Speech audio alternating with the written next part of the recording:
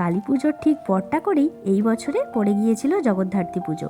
সাধারণত এত তাড়াতাড়ি পড়ে না, তবে এই বছর বেশ আগে আগেই হলো। প্রথম শীতের আমেজটা ঠাকুর দেখতে বেরিয়ে কিন্তু বেশ ভালোই লাগছিল। এদিকে দিদিভাই, জিজু আর সাথে ছোট্ট সানা চলে এসেছিল আমাদের এখানে ঠাকুর দেখতে। এই ঠাকুর দেখার আমেজে ছোট্ট সানা একেবারে নেচে উঠেছিল। এই আনন্দ আর আটকায় কে।